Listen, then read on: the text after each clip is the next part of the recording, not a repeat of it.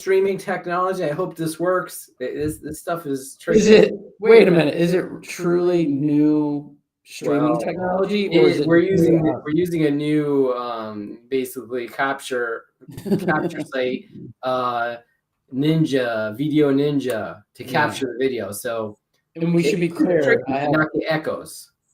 No echo. Well, you had to get the echo out, right? Yeah. Well, let's be very clear. I had no idea about this software. You're the one that's setting all this up, so I have no clue. I sent you a link and you clicked on it. Yeah, exactly. This is tough work. So I think we got that squared away, hopefully. So you got any plans this weekend? My daughter's birthday. Oh, that's right. We already talked about that. Yeah, a lot of Harry Potter stuff. Harry Potter birthday party. I'm going camping in the Rivian. I just put the rooftop tent on the Roofnest. Nice. I did it myself because I bought like a lightweight one. It's only 100 pounds, and I figured out how to get it on there myself. Yeah. So okay, it sounds fun. This tent on top of your truck kind of thing. Yeah, and it looks cool. But how is it when like sleeping in it? Really uncomfortable, but but no. I mean, the mattress is really thin because it has to be able to fold up, right? No, I have a Coleman mattress. It's like probably like that thick. Yeah, I could get a thicker one in there, but it comes with a mattress and like a sheet and everything in there. Yeah. It comes with it. It comes with it. Yeah, it has a mattress. They give you the bare minimum. Right. So I mean, it's got to be able to fold up as a thing. And for us, like, we're at the campsite. If we want to go somewhere, you want to be able to fold it up quick. If you have a lot of stuff in there, then it's not going to fold up. Yeah, you should check out those Colemans. They're self-inflating. Now, I will say this: they're not always self-inflating. Sometimes I have to kind of help it out, but like they're about that thick and they're pretty comfortable. Yeah. So you could look into those, and they roll up, but they do take a lot of space. Like we're going camping the following weekend, and I probably will not take those because they're just bulkier. Yeah. Because we're taking a boat, so we have to pack light. So you could use those as like flotation if the boat on. Yeah, exactly. Yeah. You know what? They probably would work. You just got to worry about the sharks. So. Yeah, I don't want to worry about that. But yeah, so we're heading up to the Berkshires. I was able to get a campsite for the weekend. The weather's a little iffy, but we're gonna rough it out. We'll see. You're gonna rough it out in the Rivian? Yeah, for sure. It's only got like a week's worth of power for electric blankets and heaters and refrigerators. Exactly. Your heated jackets and stuff. Yeah. Oh yeah. Thanks for reminding me. We got to take them. Yeah. It might be cold. So as far as Wi-Fi, a couple of things we want to talk about today. So one, we saw this graphic from some of the WLAN pros on Twitter a couple of weeks ago. Yeah, I want to talk about this a little bit. Yeah, because we've been talking about this for a long time. Like the difference between a 2x2 access point and a 4x4, right? Yeah. So most client devices are 2x2, like your iPhone, your iPad, most laptops even, unless it's like some sort of enterprise level laptop. It probably just has a 2x2 Wi-Fi chip on there, right? Yeah, those laptops are like, you spend a lot of money on those particular laptops, and it's like there's a specific need for it, right? Yeah. So most people are going to have a 2x2 client, but so people ask, well, why don't I just get 2x2 access points? They're cheaper, right? They're smaller, they're cheaper, they use less power. I just use those because I only have 2x2 clients, but what's the difference? Like, it does make a difference, right? Yeah, it makes a huge difference. And yeah, I mean, we've been talking about this for not only us, I think all the CW, that's what the CWNE guys are saying too. We've been talking about, like, it's such an improvement from a 2x2 to a 4x4. And we typically, like I would typically say, yeah, you're going to see better range, and you're going to see that more of your devices are going to perform better. And that's typically what we say, and that's it, right? So we don't go any further than that. Yeah. So if you only have a few devices, you're going to get better range and higher capacity on those devices with a 4x4 access point. Yeah. Now, if you have a lot of devices, then it's going to even be better, right? Because it's going to give you like higher density. Right. Exactly. So I would recommend using 4x4 wherever you can. Now, especially in the high density areas, right? Like conference rooms, bars, things like that. Definitely 4x4. Yeah. I like how you went from conference rooms to bars. Yeah, I go in the conference room, then I go to the bar afterwards. Exactly. So like anywhere where there's a lot of people, convention halls, things like that. You definitely, Yeah. you're better off with the I mean, 4x4. I think the thing is that like a lot of people know it, but now there's data. You know, there's a was it from Juniper? I think there was from Juniper or Cisco did measured this, right? And Yeah, there's multiple reasons why it was better. So like there's proof behind this. Hey, you should use a 4x4 rather than a 2x2. Somebody did for like a sure. study of some sort and some testing and shared that data online, so that can be found online now, or Yeah, it's increased been online for a while. RSSI, increased data rates, and lower retries is just a few of the benefits, right, from a 4x4. Exactly. Um, so yeah, that's interesting. So we always recommend the 4x4. Now, where to use 2x2s, like if you do have like a large number of access points, but to get coverage, but not a lot of people, in those areas like hotels, right? Like you may want to use 2x2s on the floors of the hotels. Yeah. No. So it's when you have in-room Wi-Fi, you could use 2x2s, right? So Right. like in a hotel room, for example, Yes. or in a student housing room, like the resident, Yeah.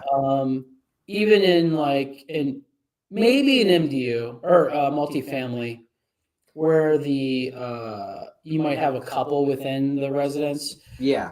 And there's maybe 50 devices connected somewhere around there, maybe 60 Yeah. devices. Um, Whereas like in a lobby, you're going to definitely use a 4x4 because you have so much traffic in and out. Right. And then like you were saying, like in conferences and meeting rooms where you have a lot of activity, that's where you would move into 4x4s. And that's what we typically suggest too, right? We Yeah. normally suggest like in a large deployment in like a hotel, 2x2 all day long in the actual room, Yeah. and then 4x4s in like the high density areas for sure. And ceiling mount 2x2 also in the hotel rooms. I know we have the wall mounts, but those really provide an area coverage really just around that access point, not like maybe a huge room it wouldn't cover. You know what I mean? Like, what do you mean by that? Because I would Well, say, I've recently seen that like people will try to put them into the wall mounts. So try to put them into like an MDU, an apartment space, right? oh, not you're not saying like in a hotel a wall plate's fine, but in a student housing you might have to go to the ceiling because it might be a little bit bigger. Is that what you're saying? Right. Yeah, and definitely in an MDU where you have an apartment with multiple rooms. Oh yeah, 100% for sure. You don't want to use just one wall plate or even multiples because those are really confined to the room that they're in, right? Yeah. In front of the wall they're mounted on. No, I was at an MDU and they used wall plates, and it was one wall plate per unit. It was a multifamily unit. Yeah. And I want to say it was a 2-bedroom, maybe a 2-bathroom. Yeah. And the wall plate did cover most of it. Okay. But maybe it was 900 square feet, maybe 1,000 square feet. So maybe it wasn't a 2-bathroom, maybe it was a 1. I can't remember. It was a while ago. And I bet it covered most of it for like basic use, but when you get into like streaming and Wi-Fi calling, very true. Especially Wi-Fi calling, you probably want to use ceiling mounts. Yeah. I would say like in a multi-room complex or a residence, like I'm talking about an apartment, a small apartment, 2-bedroom, 1-bathroom, kitchen and living room. If you're doing wall plates, it would be wall plate per bedroom. Per room. I put one in each bedroom, right? And then you have coverage in the rest of the for sure. The apartment. Those are really for people where you have the wire in the wall already. Yeah. If you have like a meeting room where you want to plug an IP phone in or something, another device, that's kind of where you use them. Yeah. But back to what you're saying, it's better positioning for a ceiling mount for sure. Yeah, ceiling mount's always going to be better. So if it's a new construction, definitely plan on ceiling mounts. Yeah, I mean, I think that's an obvious thing. So I'm connected to a Wi-Fi 7 access point, and I'm wireless. All my webinars are wireless. All these are wireless. All my meetings are wireless. And it's a ceiling mount, and it's in the next room over. That's a 4x4x4. And I never really have any issues. And I mean, I trust it as much as I'm not wired now. Right. So, and we never break up. No. Hopefully. Unless there's a firmware update or something. Yeah. Oh, man. So, okay. So then another thing, talk about Wi-Fi 7. There's been some new developments, like in the Qualcomm chipset specifically, right? Yeah. Qualcomm, yeah. So, and that's everything cloud that we have is all in regards to access points is Qualcomm. Yeah. So basically they're gonna get some more features out of 5.8 and 6 gigahertz on Wi-Fi 7 that are going to really improve capacity compared to like Wi-Fi 6E, right? One, you're getting 320 megahertz 4K QAM for 6 gigahertz, right? Yeah. So that's going to give you a lot faster speeds. But then some interesting things about 5.8 gigahertz. You were telling me about that this morning. Yeah, so on the Qualcomm chipset, you can actually in 5 gigahertz. So think about there's a couple of Wi-Fi 7 access points that you'll see out there. You'll see tri-band, which is operating on 2.4, 5 gigahertz, and 6 gigahertz. And then you have dual band Wi-Fi 7 access points that utilize the protocol of Wi-Fi 7, but it's operating on 2.4 and 5 gigahertz. What Qualcomm is doing is they're allowing you to even broaden the width of the channel. So typically, what do you have? You have 20, 40, 80, and 160.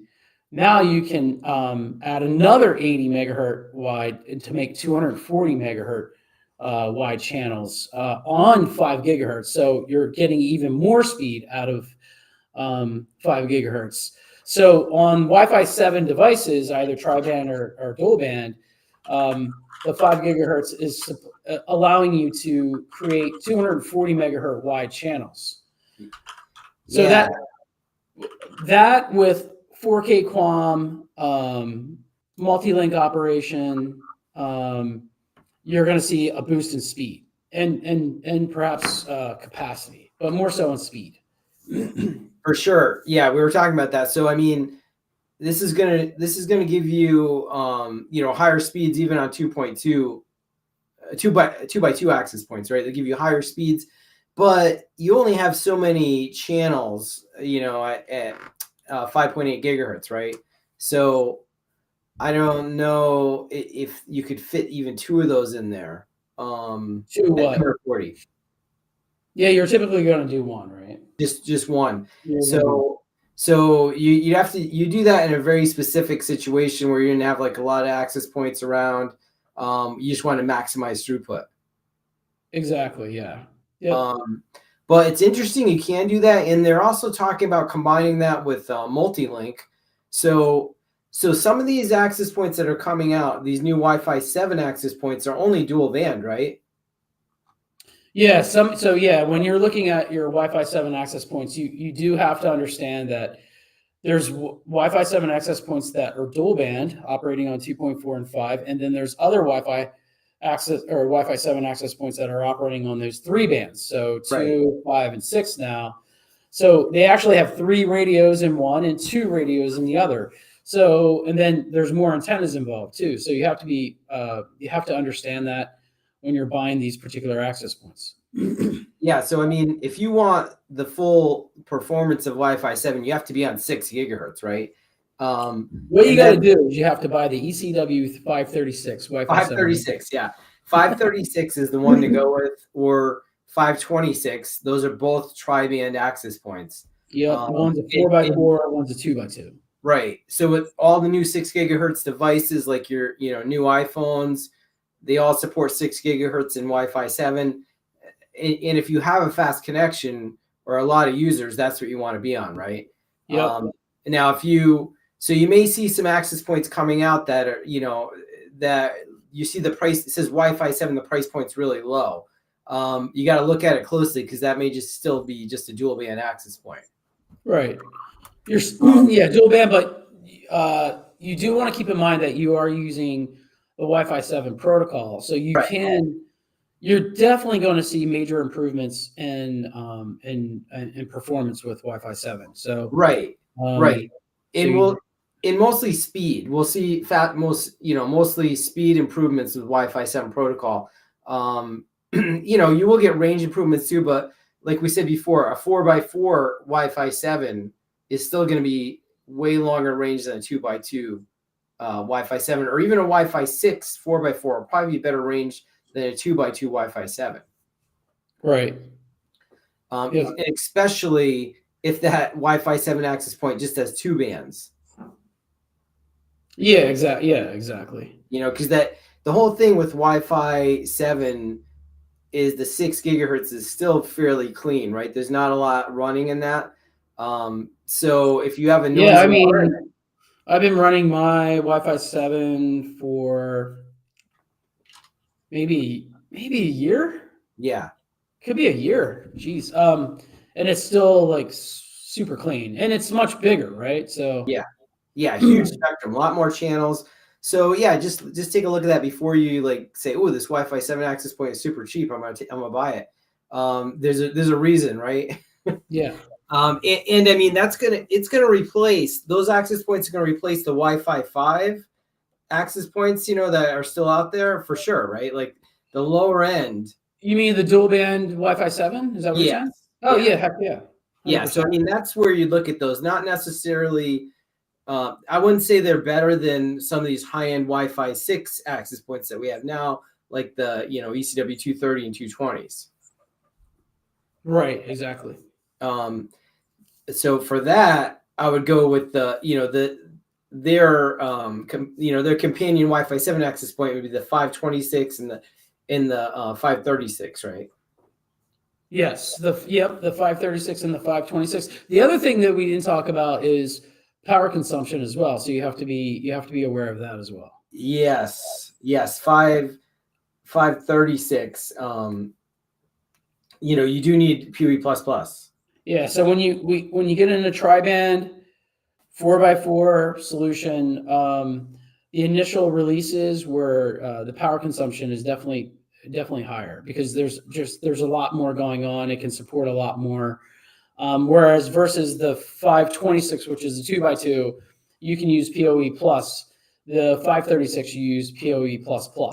Yeah, but you're seeing switches with PoE plus capabilities, multi-gigabit ports, 10 gigabit ports, so you're totally fine. Yeah, so I mean, so if you want full Wi-Fi 7 536 4x4, that's probably the one to go with. We have the PoE++ switches to go along with them. And that's going to give you the best performance. But you will be seeing a bunch of new access points coming out eventually that they say Wi-Fi 7, but they may only be dual band. Right. Yep. Yeah. All right, Brian. Anything else you want to talk about today? No, I think we covered it all. All right. Sounds good. All right.